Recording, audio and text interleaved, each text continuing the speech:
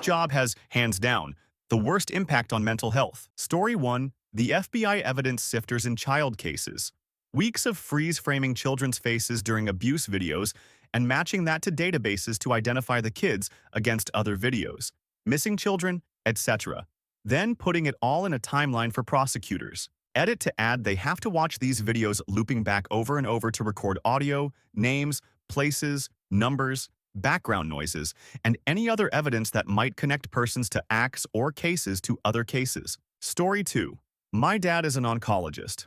He handles it well, but that has to be up there. Every time you meet a new patient, it's during one of the worst, if not the worst, time of their lives, and it's up to you to break it to them, their families, if the toxic treatment you have been administering is working, or if they should give up hope and get their affairs in order. On top of that, you have them attending appointments telling you the kind of toll the cancer is taking on their marriage. So many people walk away from their beloved partner of 30 years rather than support them through this, not to mention their finances. Story 3. It's not the worst. See first responders and apparently veterinarians, but being an inner-city public school teacher broke me. Look, again, not as bad as those others, but I've seen and read enough that my decade in has been enough. I've had students murdered. One kid was shot for $12 worth of weed. I also taught the murderer. I've called DCS on many parents because my student came in beaten or starving. I paid for one of my students' lunches because she was pregnant and couldn't afford school lunch. Seen brutal fights that have ended with hospitalization and have also been hospitalized due to breaking up fights. You watch brilliant students discover drugs and overdose. You see kids with bright futures get pregnant and refuse to go to college because they will be supported by the baby's father who skipped town the day she gave birth. And you see kids fall through the cracks in the system to never be seen again. I've also reported 2 pervert teachers. One didn't have enough evidence, but he was still let go while the other currently enjoys prison. My first year, a few of us teachers started a club that would have lock-ins at the school because some of the kids needed a place to get food, get clean, and be away from the danger of home. I've never played more Monopoly in my life or eaten more Papa John's, and I really didn't like doing it, but it was worth it at graduation when one of my students that never missed club thanked me, because it was the one night her mom's boyfriend couldn't get her. I still cry about it. I'm crying now. There were amazing positives. I have a few students that are now doctors that were once told that they would never graduate. Getting kids who couldn't read at the beginning of their freshman year to graduate with a full ride to college is a feeling that I can't really compare to anything. But at the end of the day, the lows are too low. I left the first school that I taught at 6 years ago because we had an incident that definitely wasn't a school shooting that failed only because the kid turned the corner directly into our school officer. And, out of fear, the kid killed himself instead of the kids on his list. I should have left then, but I thought it would get better, that I could handle it all. I can't. I'm tired. Update. This got bigger than I thought possible. Thank you all for reaching out. I've been trying to interact and comment on all of the posts.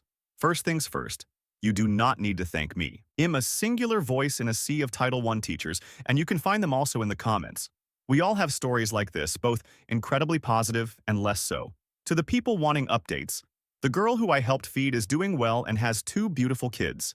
I haven't heard from the girl in club, and I hope she has found peace. Also, I've been trying to stay vague enough that I couldn't really be IDD, but I have had one former student DM me, and they got my name right.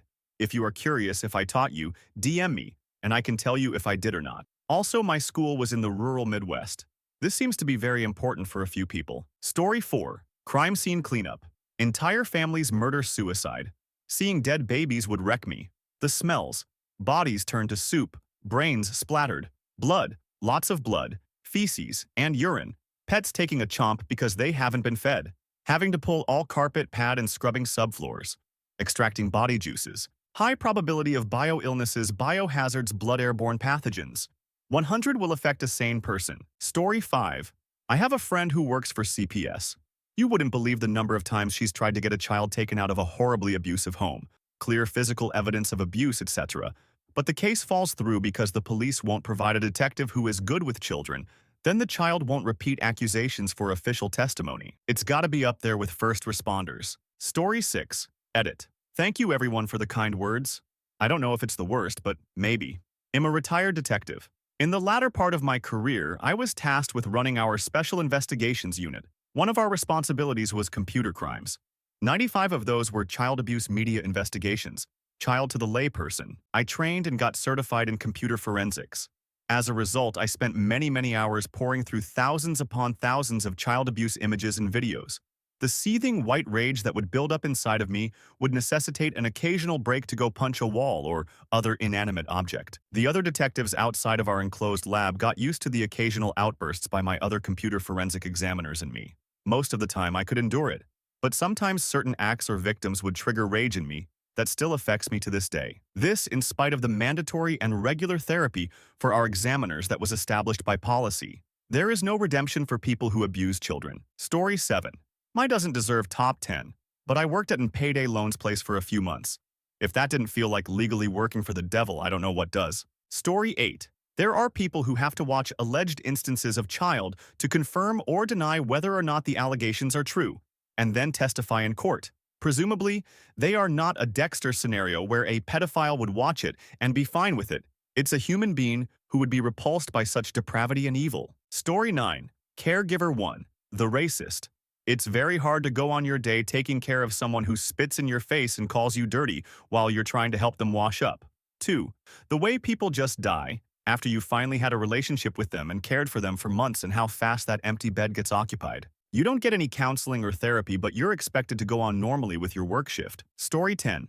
Veterinarian. They say you love animals, so you should do everything for everyone for free, or else you're a villain. Don't mind the hundreds of thousands of dollars and 8 years of time it took to get there. People don't save for their pets, then we are the bad guys. Story 11. I found desk jobs with ridiculously long hours to be doozies. I've also worked in the trades. Working hard physically helps your overall health. Sitting in a desk looking at computers for 12 hours regularly was the least healthy thing I've ever done. Story 12. I am a nurse who has worked in a psychiatric ward. People who were admitted there usually worked in healthcare jobs, social care professions. Usually people who saw other people suffer, first responders. Ironically, a lot of nurses, even those who just started to become one. Not many doctors, though. Story 13. Wildland firefighters. No one really talks about it, but since it's a part of my field of study, my instructor, who's been on a few hotshot crews and knows so many people in the wildland firefighting industry who have just ended their lives. You work 14 hours days for 2 weeks or more of some of the most physically demanding work anyone can do. Usually can't shower, you're actively watching nature, including all its creatures being burned alive, moving their corpses, and possibly watching it destroy people's homes and lives. Not only that, but at any moment something can change and you'll burn alive in the fire too. It's not for the weak of heart, because even those who have the toughest hearts are struggling with depression. Story 14. This pales in comparison to the first comment, but here's one: probation parole officers. We get to know their whole families. We cheer them on when they succeed. We move heaven and earth to put things in place for success. No one talks about it, but when they pass away to violence and drugs, it hurts. I don't know if people truly know how bad the fentanyl crisis is. Story 15. I spent a summer as a legal intern in the homicide division of the Orange County DA. And much of my job that summer was to review and catalog photos of the victims and crime scenes. Disproportionately children, since it was a job that no one really wants to do, so it's easy to pass off to interns. I have no idea how anyone does that long term. A few months was more than enough for a lifetime. Story 16. First responder here. Dead kids take a toll. Some helpful advice I was once told by a retired SWAT member was that he had a metal box in his head with an unbreakable lock. When you deal with something stressful, once you're done your job and talk about it with your peers, put that memory in the metal box, lock it, and only open it when absolutely necessary. Works great for me. Maybe might help someone else. Story 17. The journalist and historical author Iris Chang, author of the book The Rape of Nanking, went into a deep depression worsened by the subject matter that she wrote about and eventually committed suicide. Story 18. It's not the worst, but my mother used to deliver Meals on Wheels. It's a program in the good states to deliver food to the elderly or homebound. She saved a few people in distress and found her share of dead folks, which sucks. She was often the only person some of those people would see each day. It was heartbreaking, and she did it when she was even eligible to receive the meals as she was elderly. I lost her to COVID. BC. Stupid people ran our country. Story 19. Veterinary work, specifically animal welfare and rescue. The things that people will do to another living creature is horrendous. I dislike the entire human race. I think the world would be better off if we all just off and died. Story 20. Social media moderator. Imagine your job is watching videos of animals being mutilated and then having to decide if it violates the TOS as written, then moving on to a child abuse video. Story 21. Doctors and nurses. Maybe not the worst per se, but definitely up there. They experience a lot of secondhand trauma and first-hand trauma of someone dying for reasons out of their control and reasons without their control, unfortunately. Story 22. Farming. Trust me. Work as hard as you can, do everything as correctly as possible, live frugally, be resourceful as you can. Weather, pests, equipment failure, repair, and commodity prices wipe out your chances of any reasonable profit or profit at all. Sit with your accountant and banker and be told again and again how much of a total failure you are, and that if you're going to get ahead in this world, you're just going to have to work harder. Meanwhile, they go home after a hard 6 hours at work, and you head right back to the field to work until dark. I was an automation engineer once, worked a reasonable amount of hours and was well paid for it. Then, for personal family reasons, I started farming. I had to do it.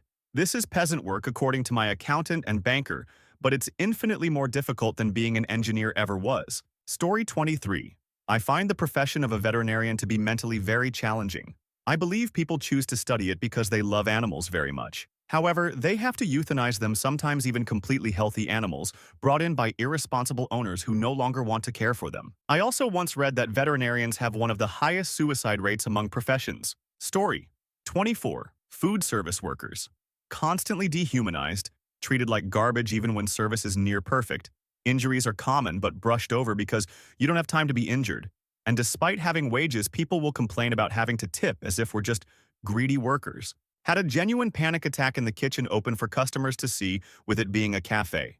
Because me and my one coworker were rushed, and everything that could possibly go wrong went wrong. Customers were awful before I even had a chance to mess up. People often complain about the prices despite them being that way as a small business that almost went under during the start of the pandemic. And because we are paid $9 an hour, compared to the usual 2 to 7 wages most baristas make everywhere else. However, $9 is still not a living wage. I only afford groceries and some of rent because of the tip money I make. I like to think I'm a kind person who has faith in humanity because I know not everyone is mean or evil.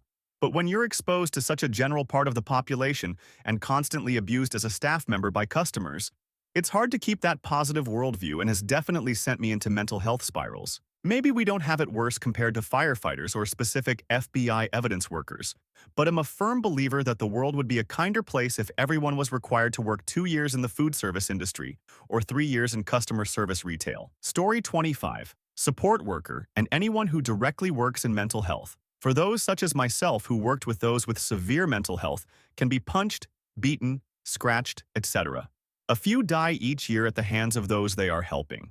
Rewarding, yet taxing. Story 26. Definitely not number 1, but lawyer who does family law. Good friend of mine did it for a while.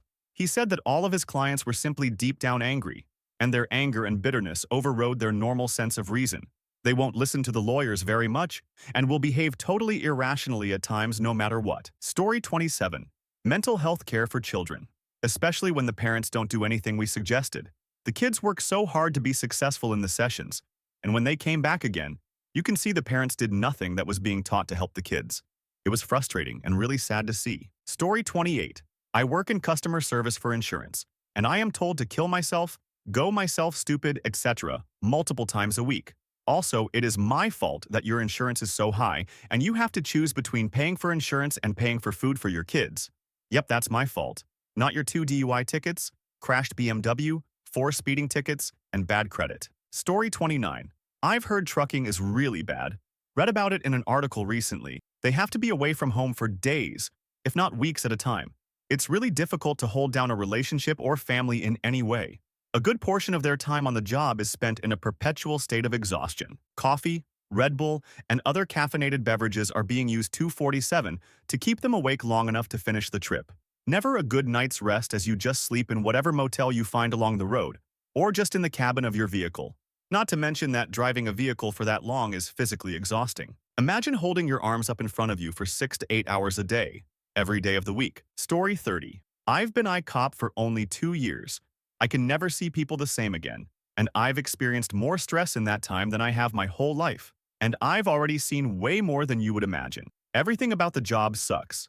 The schedule is terrible. I never see my family or old friends. I go from 0 to 100 on stress about 10 times a night. Unfortunately, I also work in a big city. Everyone hates me, and for some reason it's become socially acceptable to be openly racist towards me. Every person I talk to is constantly lying to me, even the people who called me for help because they want someone to get in trouble badly enough. When the 1 out of 10,000 cops does finally make a mistake 5 states over, I have to pay for it with everyone's hate. I just wanted to save lives, and I already have saved more than I thought I would. But it's become so hard to put my vest on and get myself to work lately. And it crushes me to see some of my friends making 3x my salary, working 6 hours a day from home while I'm out here in the trenches every night. Every decision I make affects somebody's entire life and freedom, or could cost me or my coworker's life. The amount of red tape I have to go through to do my job is insane. Most of the criminals I break my back to capture get released the next day, or get let go in court on some stupid technicality. Nobody wants the job I have anymore, so there are never enough coworkers to help me. We are always understaffed, and by the time I show up to the lower priority calls, I'm met with hate because the response time is so bad. I get to hear Karen scream in my face about showing up hours later to her broken car window, even though 15 minutes ago I just got done watching Jimmy gurgle his last breath, succumbing to stab wounds while his mom looks on in horror. Even if I quit tonight, I believe most of my naive innocence and optimism for life could be shattered, and the mental health effects could last me for the rest of my life. And the weird cherry on top is that I've become kind of addicted to the adrenaline, and activities that used to excite me in my non-working life can sometimes feel mundane and purposeless now. Story 31. Social work, veterinarians, forensics cleaning forensics in general, mental health hotlines 111 dispatchers, first responders, hospital workers, judges, therapists, work with animal rescue shelters, etc. Basically, anything that has you working very closely with human animals. A lot of jobs expose you to people who are having the worst day in their lives. You will see a lot of ugliness in situations and in humanity. Us normal folks deeply appreciate the people who do these jobs. We also acknowledge that they are people too, and that helping others takes a heavy toll, especially for the people working these jobs who have genuine empathy, compassion, and understanding. Story 32. I would guess social media content moderator. You live in a developing country, get paid tiny wages, and all day long, you're looking at the worst images that humanity has created. Violence, child assault, material, CSAM, gore, revenge. How long can your psyche last intact? And you can't quit and get a better job because they choose centers where the labor is cheap already. And you can't phone it in. Your job requires cognitive engagement with what is on your screen and requires decisions. Story 33. Customer service. I've never been more miserable than having people yell at me over things I don't control or fix. People just blatantly looking down on you because you're there to serve them. Some people are just so rude and angry straight off the bat. I've been in tears before over the way some people have spoken to me. I've even had people say, "I know it's not your fault," and then proceed to keep yelling at me. I've taken to just saying, "I'm here to help you, and the way you're behaving is making me not want to help you." That usually either gets them to calm down or gets a worse reaction. Honestly, just the complete lack of empathy or human kindness. I understand whatever happened is inconvenient or you think it's wrong, but I don't deserve to be spoken to like a piece of over it. I've even been threatened with violence. Obviously, there's first responders, nurses, veterinarians, and sectors of Crime Stoppers that would be much more mentally taxing and traumatizing than customer service ever will be. And am so thankful for the people that do those jobs and take on that mental load. Story 34. The people you pick up the phone when you call 911. They have to endure mostly horrible calls, listen to people die, or people calling with someone they love dying in front of them. And when it's over, the hang up and answer the next call and start over. There's some great YouTube videos on just how bad it is. Story 35. Police, I would guess. Things I did in my career. Watched people burn to death in a car wreck. Did trauma care multiple times. Saved some, lost more. Searched a house for a dead baby. Found her in a bag in a wardrobe. Searched another house for a severed penis and a testicle that a mentally ill man had cut off. Saw multiple murder victims and blood-covered crime scenes.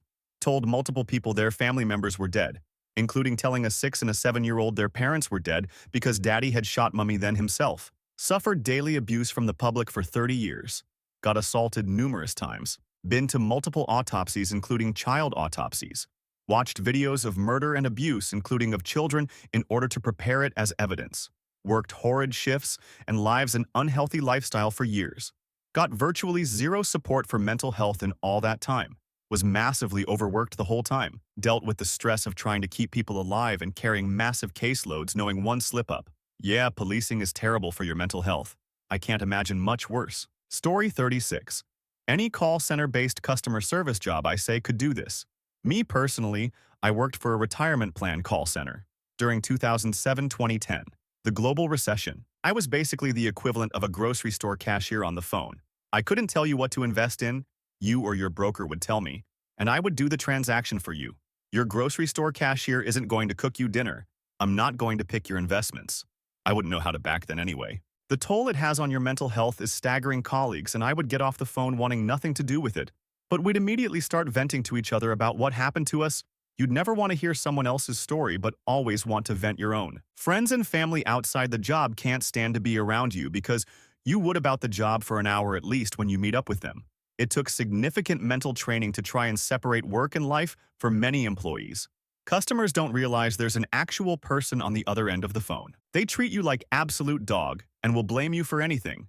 I got blamed for Obama, Bush, Christmas, the stock market, the government, subprime mortgages. I don't even know what those are nor work with them. The Russian mafia, that was a fun one. Still trying to figure that one out. Mistakes third-party brokers made themselves.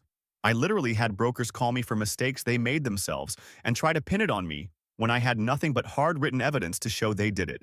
The only good thing about this one is most of them never lasted and would be fired soon. During the global recession, I would look nonstop for another job. I didn't want to quit without having another job first, but the market was non-existent. I dreamed of finding a job off the phones and out of customer service and would have literal nightmares of the beep you hear when a customer call started. Depression would hit hard when you feel there's no escape. The difference between my colleagues and I is, while we all hated the job and wanted to move on, most of them became complacent and would about the job every day, but do nothing to move on. TLDR. You getting a scam call? Treat those people like, you calling for help? Please remember you're talking to a human being and they personally have nothing to do with the problem you have. I promise you, you'd make a massive difference to them. Story 37.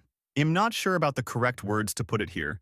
English is not my first language, but medical examiners, specifically those who have to examine victims of abuse, children are the worst. I say so because I had to be present on an interview because of my medical practices on med school, and am still having nightmares about that. I can't believe people is able to do it every day. Story 38. Call center. One of the highest suicide rates doesn't pay for, and most of the pain is unnecessary. It's because the customers are pathetic and stupid. The managers don't do anything more than guilt-trip workers about time length of calls, intervals between calls, and breaks in the systems employees use are designed by people who are fortunate enough to never have to use them on a regular basis, or else they'd realize how inefficient they are. Story 39. Drone operators in the military. Story 40. For me, funeral director embalmer. The impact on my health was more from poor management and a complete lack of work-life balance than it was from any of the sad or gross stuff that I witnessed. Story 41. Anyone dealing with trauma, either physical or mental. I can say that my mental health has deteriorated significantly since starting my career in social work, specifically child protection. You see the worst of people. That being said, it is likely first responders, paramedics. Story 42. Combat medics. First responders may see someone die in front of them. Combat medics will see multiple brothers die in their arms. They always seem to blame themselves for not being able to save them, no matter how bad the wounds are. On top of that, they still have to engage and possibly kill enemies just to get their own guys back, so others may live. Story 43.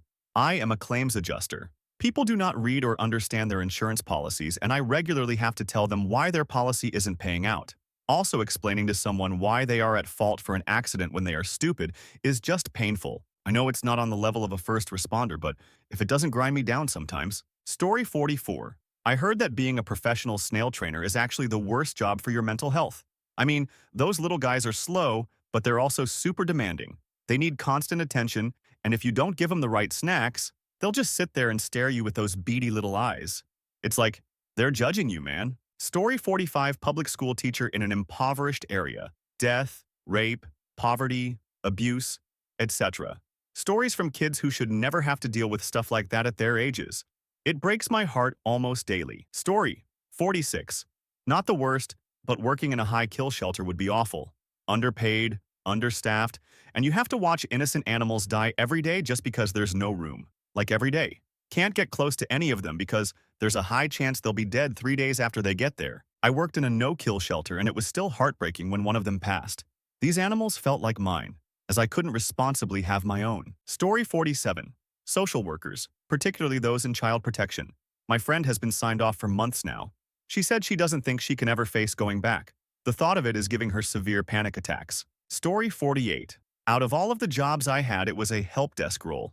Knowing you're going to pick up a ringing phone, knowing there is an angry person on the other side, that you're going to be blamed for ruining their day. Story 49. Outside of like the serious stuff like first responders, in the white-collar world, I would say sales can be brutal. I am an account executive in the software space, and it's relatively common to see alcoholism and substance abuse as a way to cope with the stress. The highs are high, but man, can the lows be low. Story 50. I couldn't imagine being an EMT, a cop, or a vet. All sound pretty bad. My aunt was a cop for 20 years, and it must make such a shitty wage to be hated by everyone for something that some random cop a few thousand miles away did. Story 51. Any job where you are held accountable for other people, without the ability to change anything or hold those people accountable for what they do. That's the worst. Story 52. The police. I believe spirits are contagious. The police have so many interactions with negative spirits throughout their careers. I don't see how they could walk away from that without carrying some of it with them. Story 53. Both my parents were policewomen, my father for 20 years.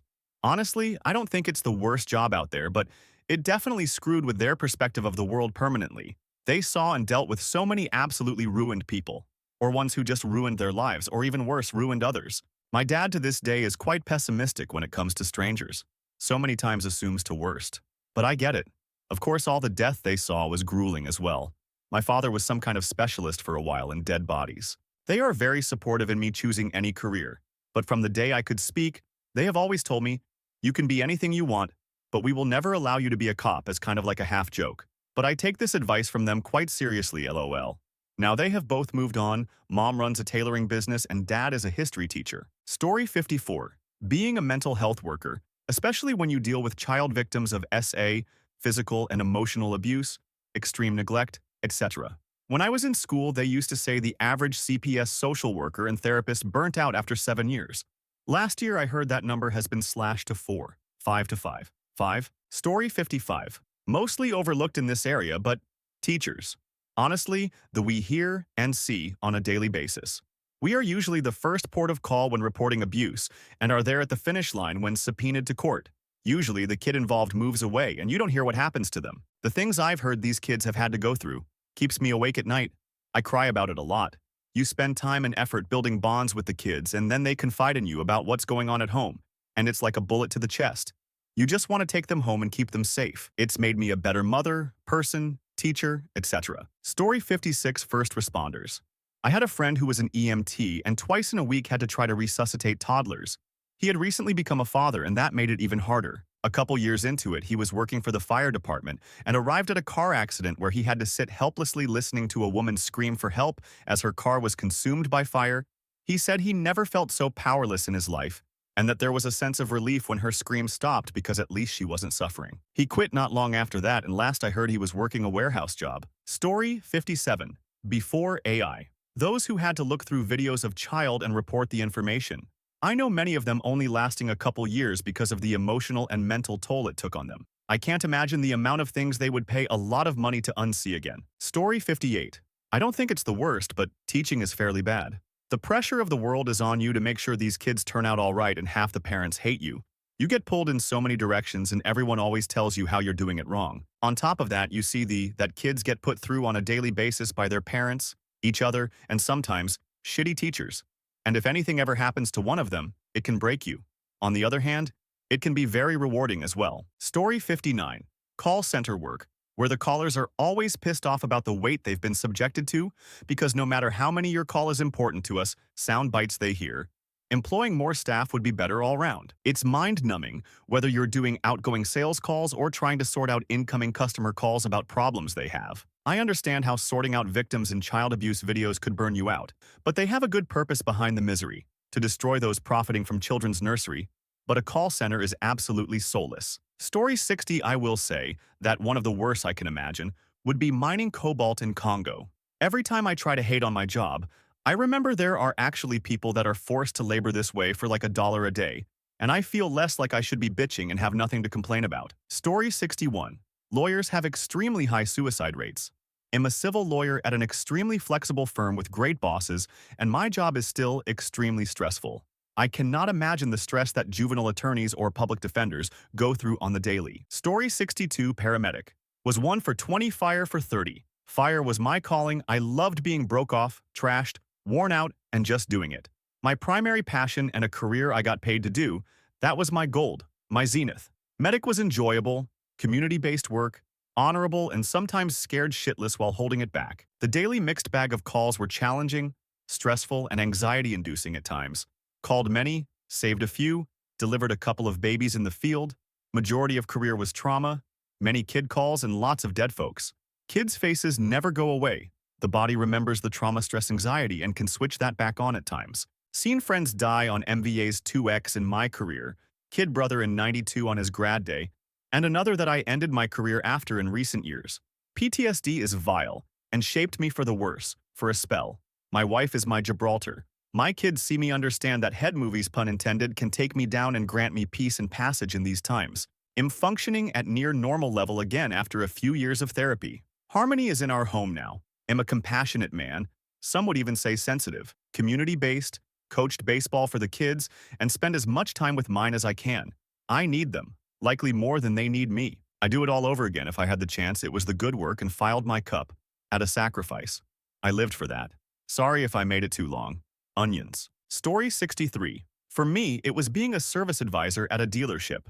As much as I loved gaining the knowledge on cars, as a young woman, I did not know how to handle, let alone process the extreme I was experiencing from all sides. I could process the decision from the techs because once they saw I was capable of doing my job, the joking around stopped, and the shop literally became my hideaway. Unfortunately, my position required me to be upfront. Most customers were so blatant with there that I couldn't believe most of them were married. I was told I didn't know what I was doing because I was a woman on a daily basis. Joke was on them, though, because my supervisor was also a woman, so then it became about me being a young woman. It didn't matter that I was online every day doing brand training on products, aka cars. My age and gender to most male customers, which is primarily who brought cars in, and I soon learned why made me immediately ineffective and unable to possibly know anything about cars in their minds. Now, my manager was a man. The I experienced from him, along with lack of support, is probably why I ended up eventually doing what I did. He would constantly threaten to write me up for not wearing makeup while pushing his wife's Mary Kay products on me all the time. He also actively encouraged us to rip off our female customers whenever possible. I had originally been hired as a greeter, then got promoted. A porter was promoted with me as well, but this kid gave two shits about the job and eventually got fired. So I get told that now, due to his being fired, I'm no longer getting promoted, but I can keep the hourly raise. No hopes of salary, though, and they want me to do everything they trained me to. So essentially work the job without the pay. I did luck out there as most of my salaried coworkers ended up owing the car maker money due to how they dished out their commission pay once the economy tanked in 2008. However miserable I was at that job, though I never felt like quitting was an option. I was making 6 more hourly than minimum wage at the time and had amazing benefits. All it did to me was destroy my mental, got me into heroin, and eventually, I tried to kill myself on the job.